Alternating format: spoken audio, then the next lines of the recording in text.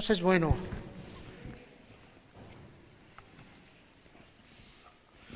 Hemos tenido una semana un tanto difícil. Difícil por todo lo que se estuvo moviendo, difícil por todo lo que se vivió. Y bueno, pero también fue una semana llena de bendiciones, porque estuvimos mirando la presencia de Dios de una forma maravillosa, ¿verdad? Y eso es algo que necesitamos aprender a recibir, a vivir día con día.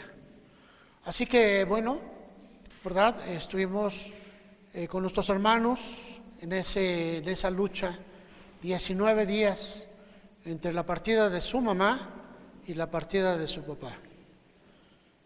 Terrible, ¿verdad? Terrible y no, porque vimos mucho mover profético ahí en todo esto y bueno, pues ellos sabían. Y cuando ya la persona sabe que ya se va, cuando la persona sabe que Dios le está diciendo, ven, te voy a dar ya el reposo que tú quieras, que tú necesites, no nos queda más que decirle a Dios, muchas gracias por la vida y gracias por la muerte, ¿verdad? Así que bueno, estuvimos ahí pendientes y miramos mucha bendición y gracias a Dios, pudimos estar alcanzando, tocando, dando mensajes de aliento, de esperanza y se abre un panorama y ese panorama sigue estando. Hoy estamos viviendo también cosas difíciles en el mundo, una guerra que de repente tiene tintes de convertirse en algo más, pero el Señor dijo guerras y rumores de guerras, ¿verdad? Algo más. Y bueno, puede venir todo lo que venga. Si tú eres del Señor, ¿qué más da? ¿Qué más da? ¿Verdad? Y quiero compartirte esto en Marcos capítulo 6, en el versículo 53. Vemos aquí algo que bueno, que quizá hoy no es muy común, pero en el tiempo de Jesús se hizo común. Y miramos la razón por la cual se hacía. En el versículo 53 dice, terminada la travesía, vinieron a tierra de Genesaret y arribaron a la orilla, y saliendo ellos de la barca, enseguida la gente le conoció. Y recorriendo toda la tierra de alrededor, comenzaron a traer de todas partes enfermos en lechos, a donde oían que estaba, y donde quiera que entraba, en aldeas, ciudades o campos, ponían en las calles a los que estaban enfermos y le rogaban que les dejase tocar siquiera el borde de su manto, y todos los que le tocaban quedaban sanos. ¿Sabes? Aquí miramos una historia, enseguida la vamos a empezar a proyectar, y miramos que era costumbre de que donde llegaba Jesús y se empezaban inmediatamente a aglomerar la gente, sabían el poder que ejercía, el poder que suscitaba, y dice la Escritura que empezaban a hacerle caminos de enfermos. Empezaban en las calles le hacían una carretera de puros enfermos, pero no le pedían a Jesús que viniera y los tocara, no, de ninguna manera. No le decían a Jesús, oye, ven y ponme un poco de aceite, tampoco. Solamente le decían, Jesús, Maestro, déjame tocar el borde de tu manto. Era pues lo único que le pedían, déjame tocar tus vestidos. Y yo creo que Jesús caminaba aún más despacio en medio de ellos, y los enfermos estiraban sus manos y tocaban ese manto. Quizá lo jalaban, quizá lo intentaban detener. Yo quiero que usted se imagine esa escena, una carretera de enfermos y Jesús caminando en medio de ellos. Y ahí miramos a Jesús diciéndole a las personas, toma de mí lo que tú necesites. Y caminaba en medio de ellos, la gente levantaba sus manos, los que estaban acostados, los que estaban sentados, yo creo que se llevaban el manto. El manto era esa túnica que demostraba que Jesús era un rabino, un maestro bíblico. Él tenía autoridad para hablar la Biblia. Su manto, el manto de maestro, tenía unas franjas que denotaban que él era una persona preparada, una persona de Dios. Así que ni siquiera los sacerdotes podían decirle algo porque él era un maestro. Y al ir caminando la gente tocaba ese manto. Ese manto son las Escrituras. Ese manto es la enseñanza. Ese manto es lo que Dios tiene para tu vida. Quisiera que compartiéramos este pasaje, lo comparáramos un poquito con Mateo 14. ¿Me haces favor de regresar? Mateo 14. Y aquí en Mateo 14 vas a buscar el versículo 34. Y dice, y terminada la travesía, vinieron a tierra de Genezaret. Y cuando le conocieron los hombres de aquel lugar, enviaron noticia por toda aquella tierra alrededor, y le trajeron a él todos los enfermos, y le rogaban que le dejase tocar solamente el borde de su manto, y todos los que lo tocaron quedaron sanos. Y vemos aquí una perspectiva, ¿verdad? Que no sucede en un acto intempestivo, todos empiezan a correr, no, se va preparando. Le piden a Jesús que camine en medio de los enfermos. Le piden a Jesús que vaya y esté con ellos. Y Jesús accede, ¿verdad? Esto es sorprendente. Y muchas veces nos preguntamos por qué tenemos que tocar un aspecto de fetichismo. ¿Por qué se tiene que tocar la ropa? ¿Verdad? Más adelante, nosotros miramos que dice el apóstol Pablo que se llevaban de él los paños. Los paños eran unos trozos de tela que se utilizaban para secarse el sudor. Eran trozos de tela que se utilizaban para ejecutar un baño en seco. Quiero que se recuerden que los apóstoles eran caminantes, eran viajeros, y el agua no era muy común entonces. Esos trapos o esos trozos de tela, dice la Escritura que lo pedían, y iban y le decían, por lo menos dame ese paño. De aquí se ha generado una costumbre que va más allá de lo que Pablo estaba enseñando, de lo que Pablo estaba haciendo. Hoy han hablado acerca de los paños mágicos, los paños de sanidad o de sanación. Hablan de los paños, inclusive hubo iglesias que lo están remitiendo con una corta ofrenda, ¿verdad? No dicen corta feria, dicen corta ofrenda. Pero estamos mirando que se está negociando con algo que se convierte en un fetichismo. Sin embargo, miramos aquí algo real, ¿verdad? La gente pedía tocar el borde de su manto. Querían tocar el aspecto escritural, el aspecto de enseñanza, el aspecto que el maestro podía dar. Así que, tomando en cuenta esto, ahora te remito a dos historias que están juntas, dos historias que van y podemos pensar en mucho acerca de ello.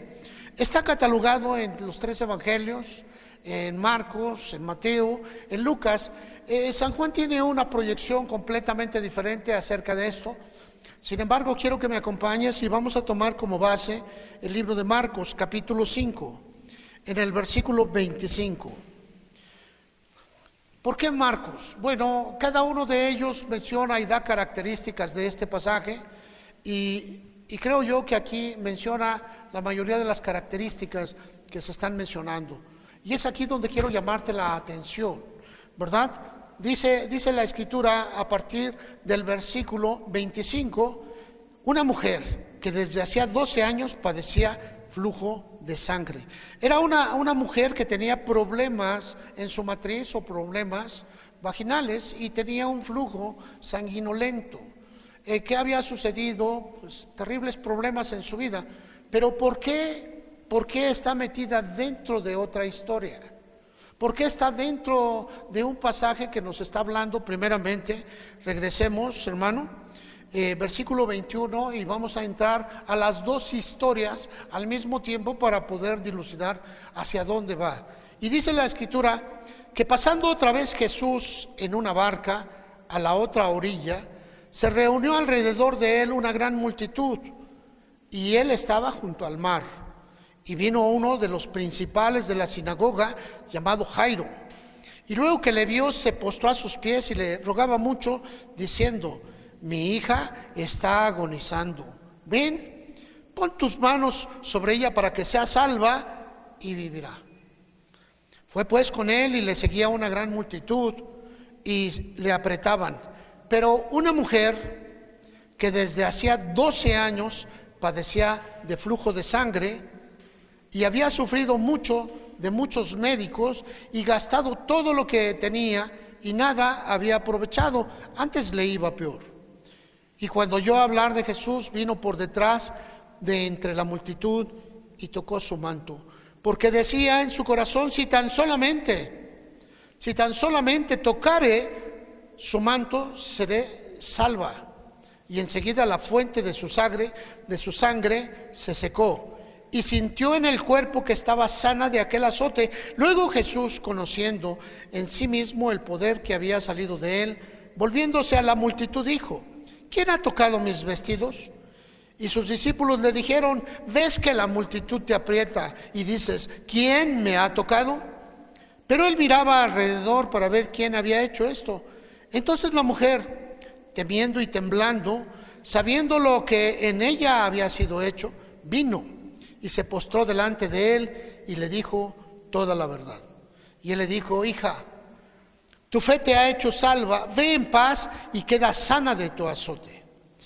Mientras él aún hablaba, vinieron de casa del principal de la sinagoga diciendo: tu hija ha muerto, ¿para qué molestas más al maestro? Pero Jesús, luego que oyó lo que se decía, dijo al principal de la sinagoga: no temas, cree solamente. Y no permitió que le siguiese nadie, sino Pedro, Jacobo y Juan, hermano de Jacobo. Y vino a casa del principal de la sinagoga y vio el alboroto y a los que lloraban y lamentaban mucho. Y entrando les dijo: ¿por qué alborotan y lloran? La niña no está muerta, sino duerme. Y se burlaban de él. Mas él, echando fuera a todos, tomó al padre y a la madre de la niña y a los que estaban con él, y entró donde estaba la niña. Y tomando la mano de la niña le dijo: Talita cumi, que traducido es: niña, a ti te digo, levántate. Y luego la niña se levantó y andaba, pues tenía 12 años, y se espantaron grandemente, pero él les mandó mucho que nadie lo supiese, y dijo que se le diese de comer. ¿Te das cuenta? Aquí hay dos historias entrelazadas, y uno puede preguntarse por qué razón están estas dos historias entrelazadas.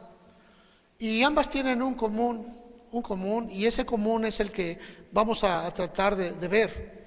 Estamos hablando que se encontraban dos enfermos graves en ambas historias, ¿verdad?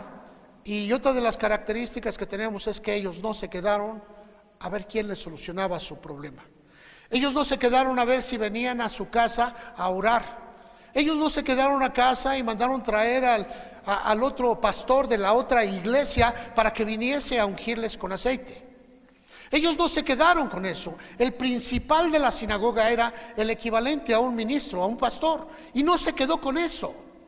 A veces la gente está esperando para sanar que vaya alguien a hacer una oración por sí.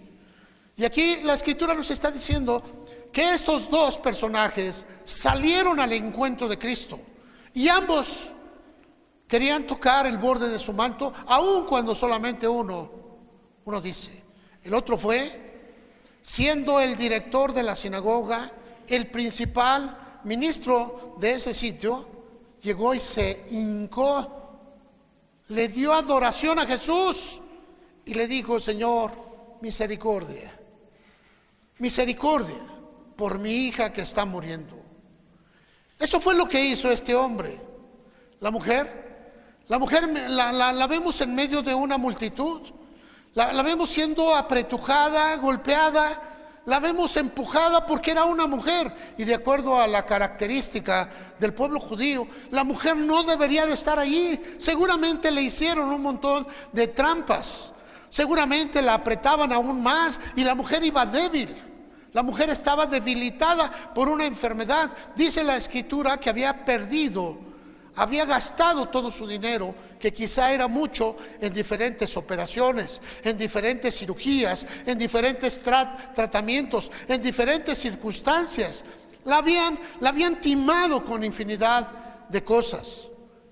Sin embargo, esta mujer sabía, y en el interior de su corazón decía: si tan solo tocare el borde de su manto, si tan solo pudiese tocar el borde. Y ella caminaba débil, angustiada, y tenía que enfrentar quizá la calumnia. No podía decirles a los hombres cuál era la enfermedad, porque de acuerdo al estatus judío, ella era una persona inmunda, sucia. Tenían que sacarla, tenían que echarla fuera. No podía estar en ese lugar. Así que ella seguramente no decía cuál era el motivo de su situación. Pero encontramos ahí que iba llegando. Ahora miremos un poquito a los personajes. Primero a Jairo. Era el director de la sinagoga. Probablemente era un profesionista. Más seguro, era un hombre preparado. Era un hombre que conocía la Escritura. Y por su estatus, seguramente era una persona rica. Seguramente era una persona que sabía. Y era padre de una niña, hija única, de 12 años. Los que somos padres a veces pensamos en nuestros hijos y decimos todo. Cuando un hijo se enferma de alguna circunstancia y dicen se requiere un donante de un riñón, ya nomás va uno a preguntarle al médico y cuál de los dos es mejor, nada más. No hay dudas, no en un padre, no en una madre, no hay dudas. Y vemos aquí que este hombre daba todo por su hija.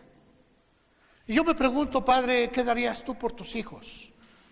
A veces tenemos hijos y cuando van creciendo creemos que tenemos en ellos unos sirvientes.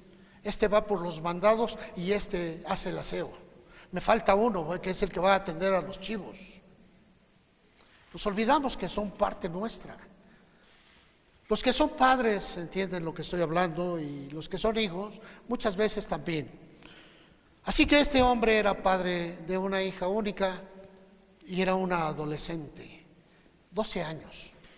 12 años cuando parecen que son chivitos locos, que suben, corren, bajan. ¿Qué había sucedido en el corazón o en la vida de esta jovencita? Pues en realidad la palabra de Dios no nos dice nada. Lo que sí nos dice que estaba gravemente enferma, estaba muriendo. Y este hombre conocía a Jesús.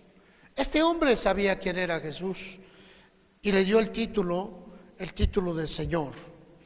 Vemos aquí en el versículo 22, dice: vino uno de los principales de la sinagoga llamado Jairo, y luego que le vio, se postró a sus pies. Él sabía que él no podía arrodillarse ante ningún hombre. Él sabía que no podía postrarse ante nadie.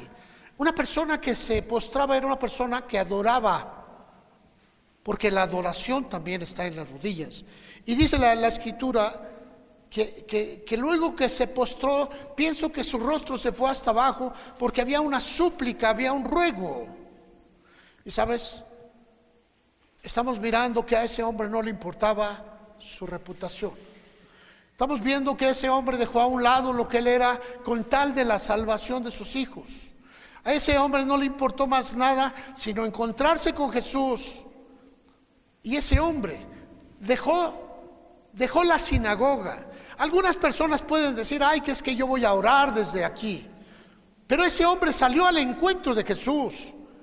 Ese hombre dejó todo aquello y dijo: tengo que encontrarme con Jesús. Algo que a muchos de nosotros hoy se nos ha olvidado, que tenemos que encontrarnos con Jesús. Tenemos que salir a su encuentro porque Él va pasando y Él permite que tú le toques el borde de su manto, pero Él no lo va a hacer por ti, no lo va a hacer por ti ninguno de los ancianos de la iglesia, ni tu mejor amigo, lo tienes que hacer tú.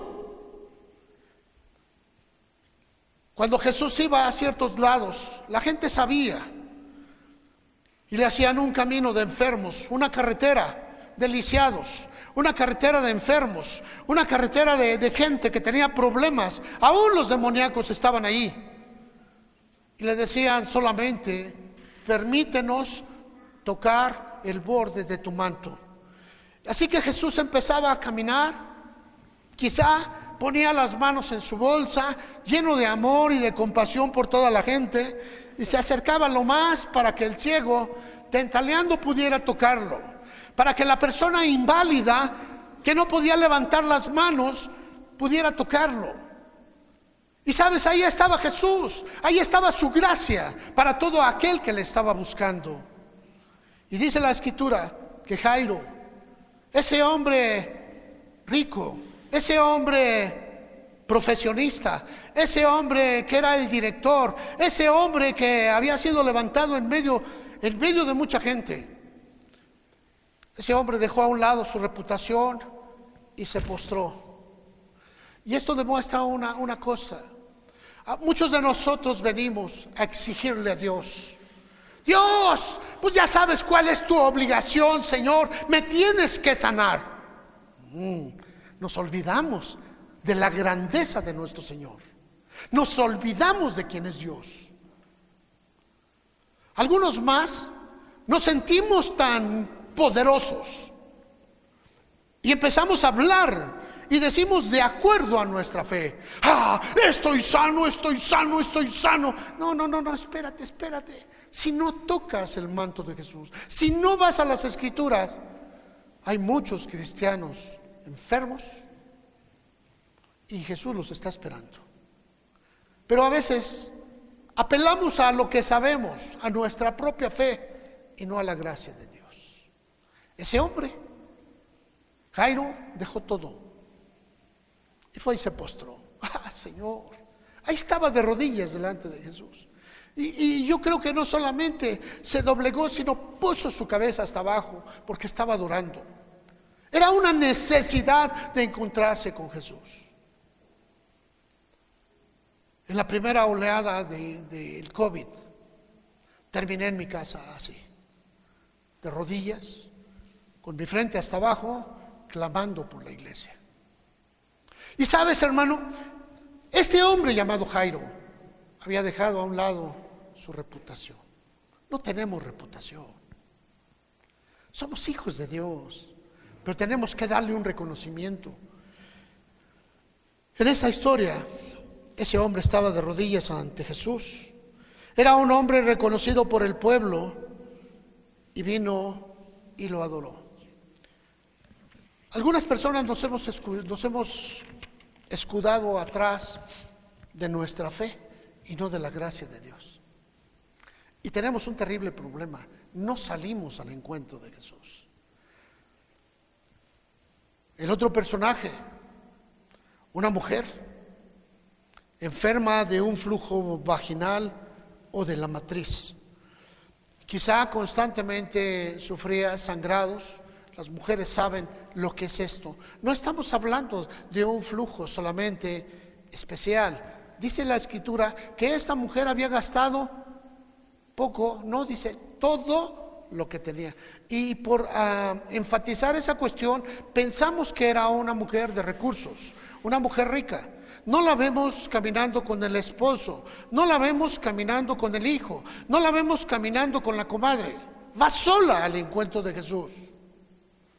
Algunos de nosotros necesitamos que venga el muleta, y el muleta es el que nos va a sostener para ir con Jesús, si no, no vamos. Pero esta mujer fue sola. Esta mujer dejó también a un lado su orgullo, dejó su manera de ser, su altivez, la puso a un lado y fue al encuentro de Jesús. Dejó a un lado su vergüenza.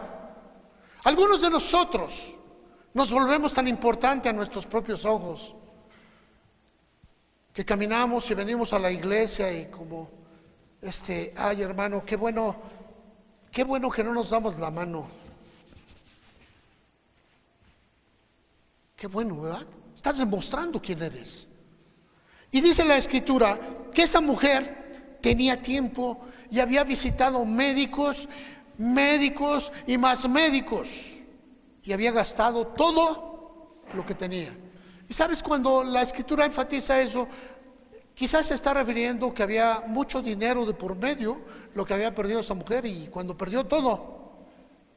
¿Por qué perdió todo antes de pensar en Jesús?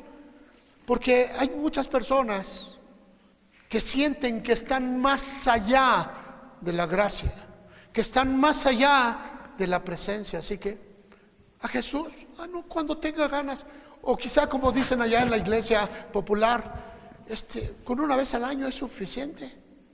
O quizá cuando dicen, es cuando haya un evento especial, cuando me nazca en el corazón. Se han olvidado de quién son. Y es esta historia la que nos recuerda. Son estas historias entrelazadas que tienen un común denominador: orgullo, prepotencia, vanagloria. Pero vemos cómo ambos casos lo tiraron a la basura para encontrar lo que necesitaban. Y quizá tú, hermano o hermana, estás luchando por un hijo drogadicto. Ven a Jesús. Estás luchando con una enfermedad. Ven a Jesús. Es que ya oraron por mí. Sí, pero tú no has venido con Jesús. Han ido a hacer oraciones a tu casa, te han ido a visitar los hermanos, pero no has venido a Jesús. Sigues esperando que el milagro suceda en las manos de otro. Ven a Jesús, búscalo, doblega tus rodillas, toca su manto y encuéntrate con Él y sé sano. Esta mujer invirtió todo su dinero, todo lo que tenía: casa, riqueza, quizás su profesión, su familia, no sabemos, y no alcanzó la salud. También es probable que haya tenido cirugías fallidas, cirugías que lejos de ayudarle, le empeoraron, le hicieron doblegarse. Quizá permaneció mucho tiempo en el hospital y le entregaron una cuenta del tamaño del mundo, y de todos modos no fue sana. Médicos charlatanes, médicos piratas, médicos cuateros, médicos ladrones, todo eso se encontró esta mujer. Pero ella sabía, porque ella había visto cómo cuando Jesús iba a un lugar, ponían a los enfermos en un cierto sitio, y quizá ella no había llegado a ese momento. Quizá la vergüenza, quizá la cuestión de ser mujer, quizá la propia enfermedad que muchas veces se considera como sucia. Ay, no, no, es pudorosa. ¿Cómo le vamos a decir esto a Jesús? Pero a esa persona no le importó. Fue caminando en medio de mucha gente, tuvo que hacer a un lado. Ella no permitió que nadie le estorbara. Igual que Jairo. Jairo vio a Jesús y corrió, quizá aventó a la gente y cayó de rodillas delante de él. Esta mujer dijo, lo voy a tocar, y no permitió que nadie le estorbara. Pero muchas veces a ti te estorba la visita de alguien para que vengas a ver a Jesús. Te estorba la fiesta que tienes, te estorba. Y sabes, hermano, no conoces a un Jesús sanador, no conoces a un Jesús poderoso, no conoces a un Jesús que sale al encuentro de los que le buscan. Y dice la Escritura que esa mujer, después de mucho esfuerzo, tocó el borde de su manto. Quizás solamente fue un roce, quizás solamente pasó su mano y sintió inmediatamente ese toque que estaba sanando su organismo. La fe estaba trabajando, había tocado a Jesús, había tocado el manto, y Jesús lo supo. Sigamos la historia.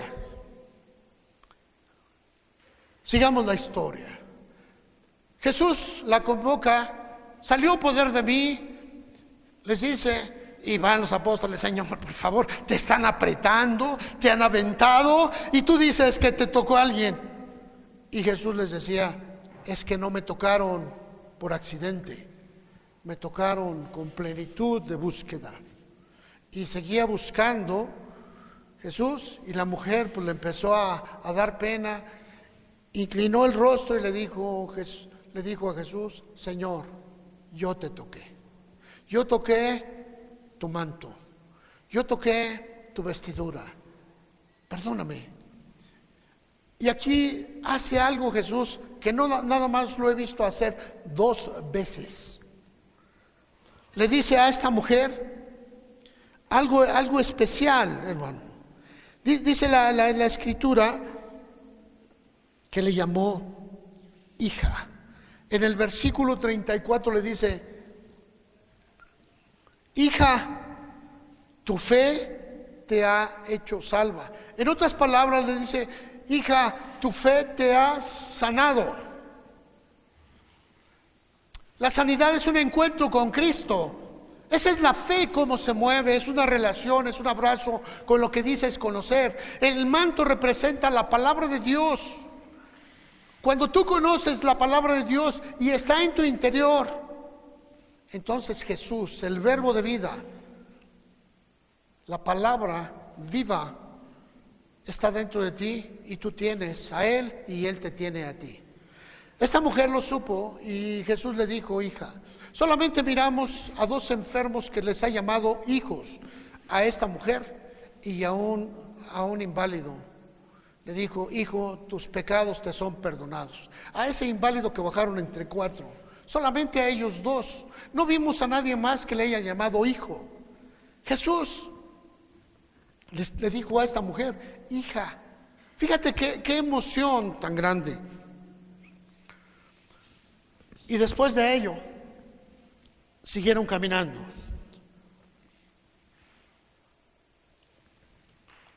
Llegamos a un sitio que es la casa de Jairo. Mientras ellos iban caminando, se acercó un sirviente que venía de la casa de este principal de la sinagoga y le dijo: ya no molestes al maestro porque tu hija ya murió.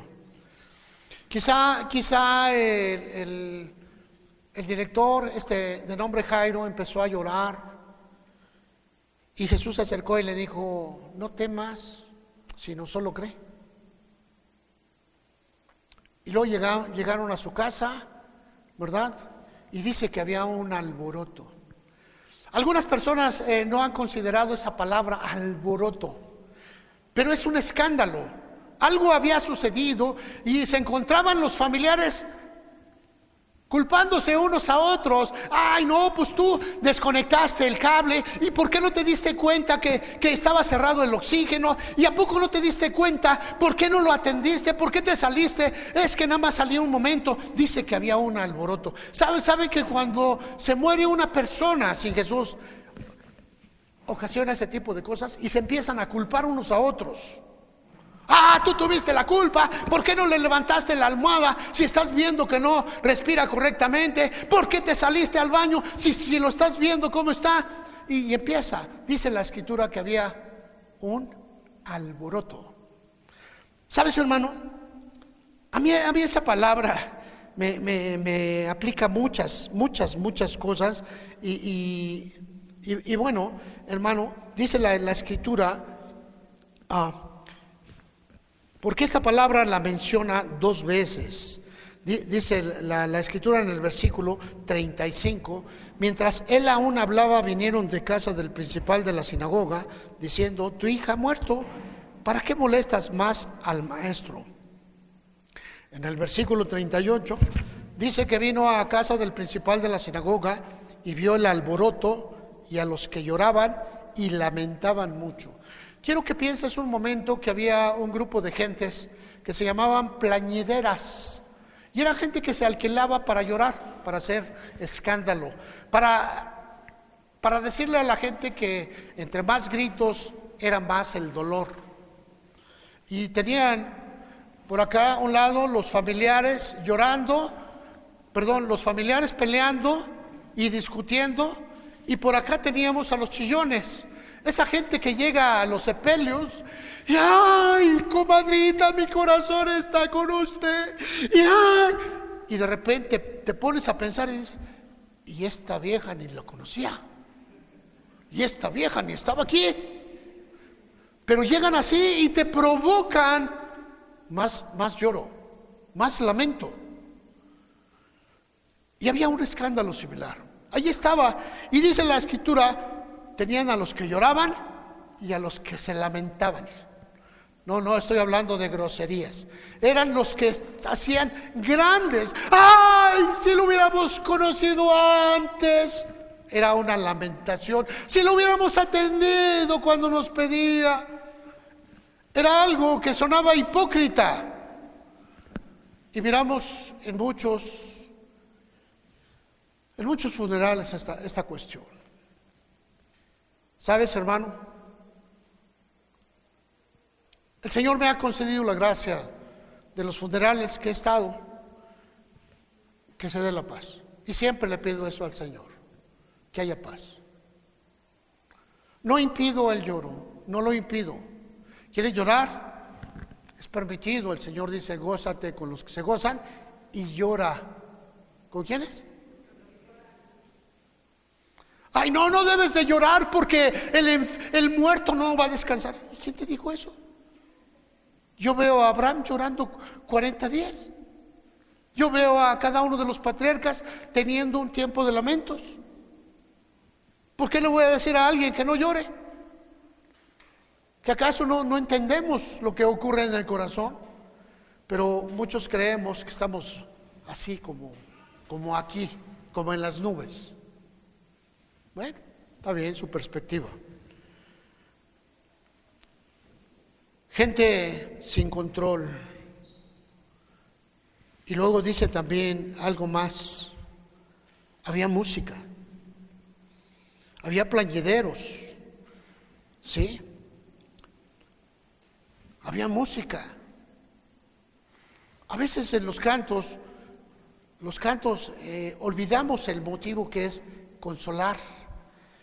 Y de repente nos sale ahí el artista, el que quiere cantar nomás porque lo escuchen, en medio del dolor de unas personas. Y saben, nos olvidamos acerca de muchas cosas. Esto era otra parte.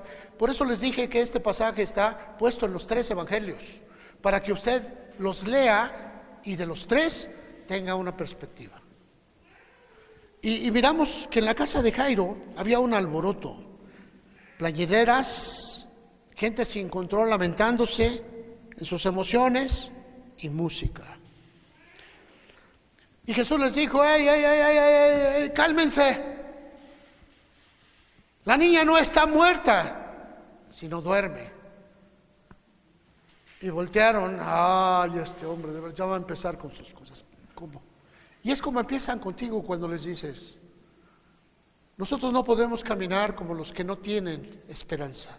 Nosotros sabemos a dónde va nuestro familiar enfermo, nuestro familiar grave o la persona que está falleciendo.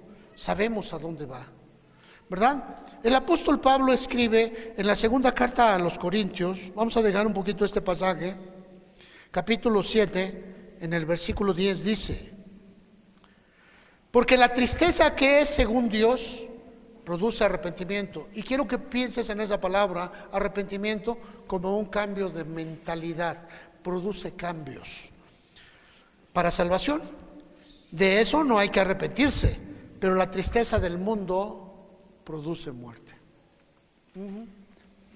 Así que, hermano, sabemos que una tristeza que se mete al corazón puede matar a alguien más, porque la tristeza toma ocasión un demonio y hace un pesar terrible y puede explotar, puede hacer que se infarte una persona, que tenga un paro respiratorio, que tenga una embolia, porque hay una lucha aquí adentro y produce la muerte. El apóstol Pablo nos enseña acerca de ello y nos dice que no nos lamentemos como los que no tienen esperanza, ¿verdad? Cumplir las escrituras. Cuando nuestros familiares, como el caso de nuestros hermanos, dice la escritura que estimada es a Dios la muerte de los justos. Véanlo en Salmos 116, 15. Salmos 116, 15.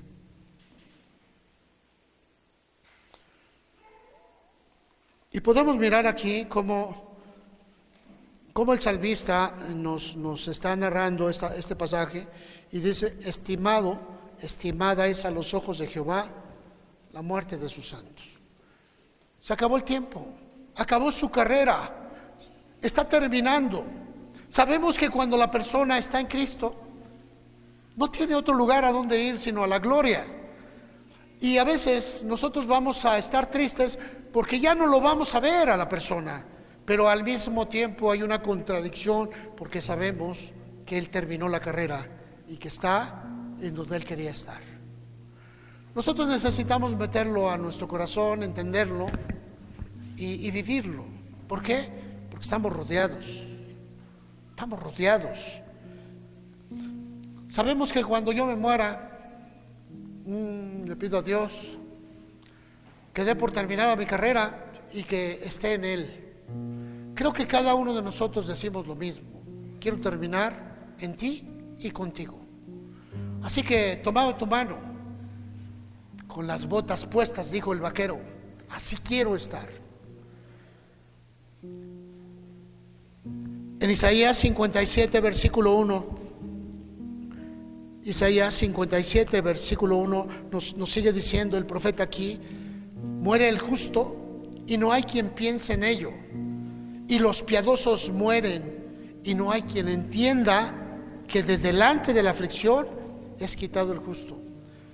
Y lo que está diciendo que cuando está muriendo un justo, te está diciendo que más adelante estaba programada una aflicción, y Dios no quiere que venga el dolor, no quiere que venga más enfermedad, no quiere que venga más dolor, no quiere que venga. La muerte es eso. Y dice el versículo 2: la muerte entrará en la paz, descansarán en sus lechos todos los que andan delante de Dios. Descanso. Así que cuando se muere alguien que está en Dios, va a descansar. Dios no quiere que sea afligido por más dolor. Un cuerpo decrépito, un cuerpo desgastado, un cuerpo. Pero en el caso de que estaba hablando Jesús, le estaba diciendo, no, espérate, ahorita voy, está dormida. Y dice la escritura que se burlaban de él. Está loco, está mal, ya se murió, ¿cómo va a resucitar? Cada vez que hablamos de la resurrección hay personas que se burlan. Cada vez que hablamos de la dicha de la muerte, las personas se burlan. No importa, no importa. Nosotros sabemos lo que dice la escritura, y la noticia es que la escritura es el borde del maestro, es el borde del manto. El manto representaba la posición y la profesión de cada uno de los maestros. Había maestros que caminaban con su túnica y por el color de las franjas sabían qué tipo de enseñanza tenía. El maestro caminaba y miraban las franjas que tenía y sabían quién era. Yo creo que el manto de Jesús estaba muy completo porque pues no había él. ¿A quién le iba a enseñar a él? Y él iba enseñando y lo respetaban. Y venían los escribas, los fariseos, los intérpretes de la ley, los sabios de su tiempo, y salían avergonzados. Y muchas veces el Señor les dijo: erráis ignorando las escrituras y el poder de Dios. Ahora cuando tú tocas a Jesús, Jesús es el verbo de Dios, es la palabra hecha carne. Cuando tú tocas a Jesús, estás tocando las escrituras. Cuando las escrituras las haces tuyas, cuando las escrituras son parte de tu vida, cuando las escrituras te nutren, cuando las escrituras te alientan, entonces estás tocando el borde de ese manto. Escrito está, Señor, que tú eres mi pastor y nada me faltará. En lugares de delicados pastos me hará descansar, y junto a aguas de reposo me pastoreará. Cuando esa palabra es tuya, entonces Él es tu pastor. Cuando la palabra está dentro de ti, te hace diferente. ¿Por qué? Porque el pacto es interior, es en el Espíritu. Por eso le dijo el Señor, le dijo a Daniel, a ese profeta allá en el cautiverio, le dice: anda, toma el rollo y cómelo, cómelo. Te será dulce en la boca, pero te amargará el vientre, porque te enfrentará a las cosas que no son. Se burlaban.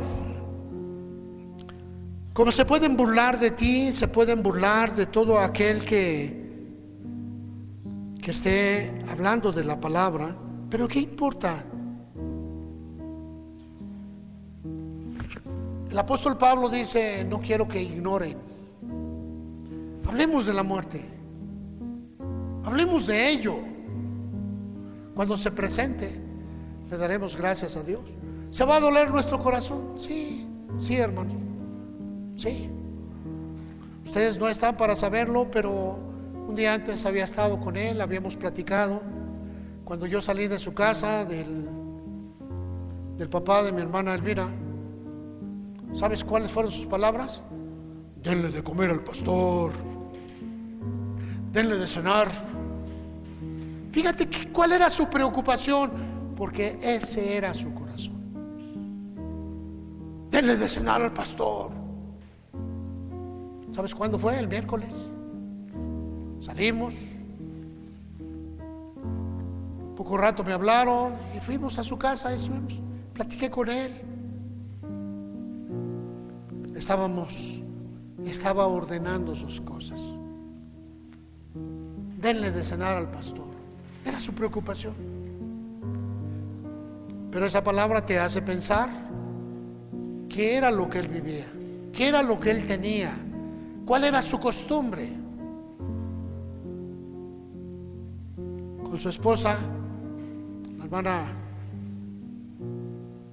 hace tiempo había platicado con ella y le dije: levántese porque vamos a bailar todavía. Tiempo atrás.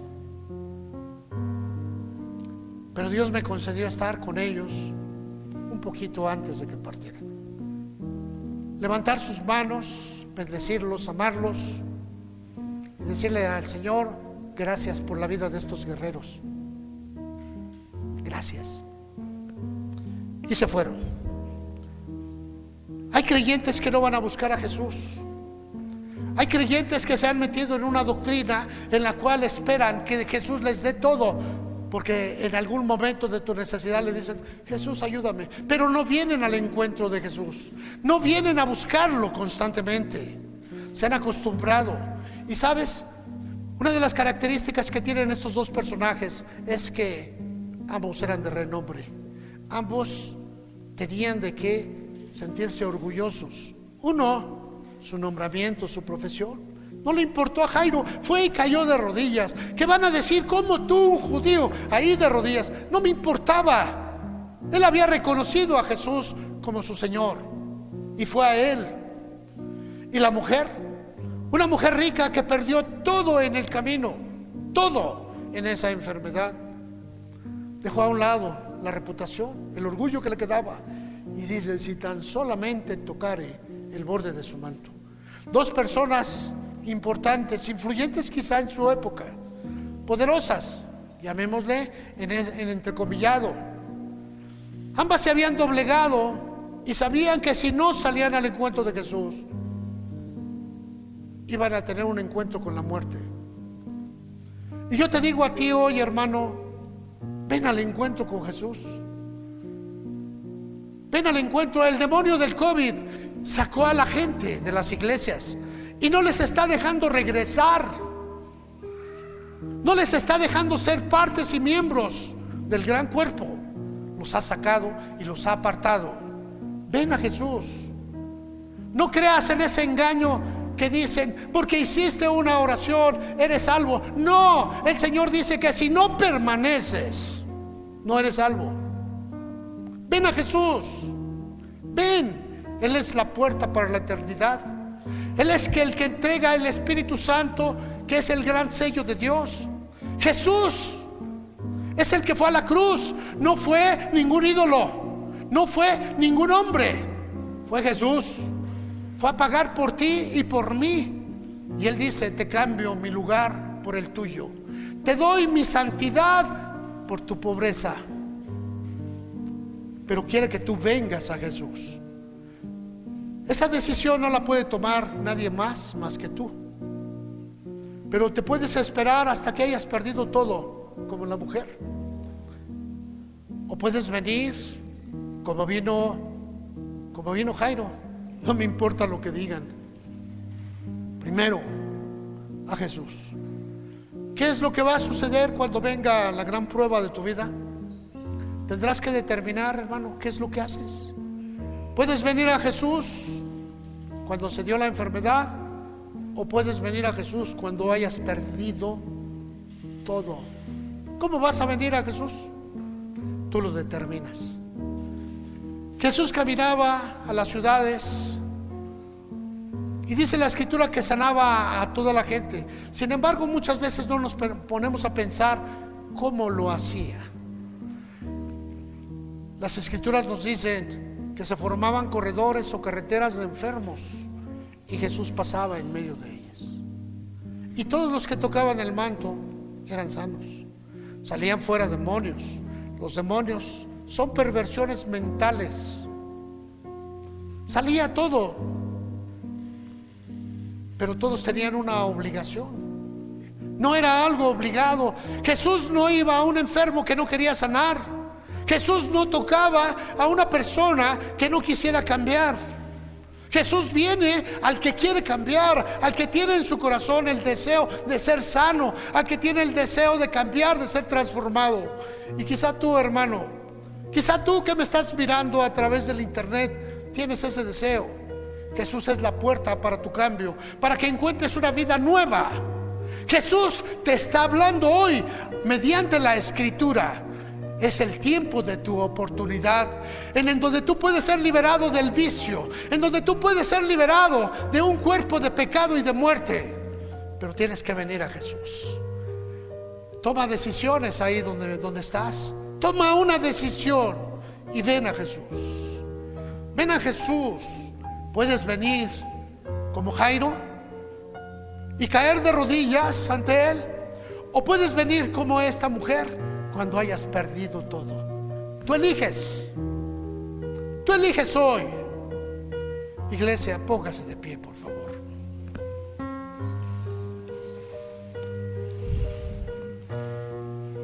Jesús es una fuente de vida. Es la fuente de vida eterna.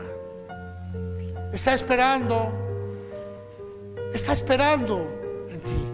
Que tus necesidades vengas a Él. Que tomes ese encuentro. Que levantes tus manos y le digas: heme aquí, Señor. ¿Te has enfermado? ¿Estás enfermo? Ven a Jesús. Busca la Escritura y todos los pasajes que hablen de la sanidad que Él puso para ti. Dile: Señor, que esto sea para mí. Toca su manto, tócalo ahora y recibe la sanidad, recibe el milagro, recibe la gracia, recibe el amor de Dios. Ahí está. Es tuyo. Es tuyo. Señor, te doy gracias por esa obra formidable y maravillosa que estás haciendo en la sanidad, en la restauración, en la vida eterna. Gracias, Dios. Gracias por los milagros y la restauración de los organismos que tú estás haciendo. Tu Espíritu, Señor, me sigue llenando. Sopla ahora, Padre, en cada uno de mis hermanos. Trae esa vida. Tócalo y glorifícate. Y que tu nombre, Señor, sea exaltado aún más. Gracias. Gracias por tu presencia, Señor, en Cristo Jesús. Amén. Dale un fuerte aplauso al Señor. Aleluya.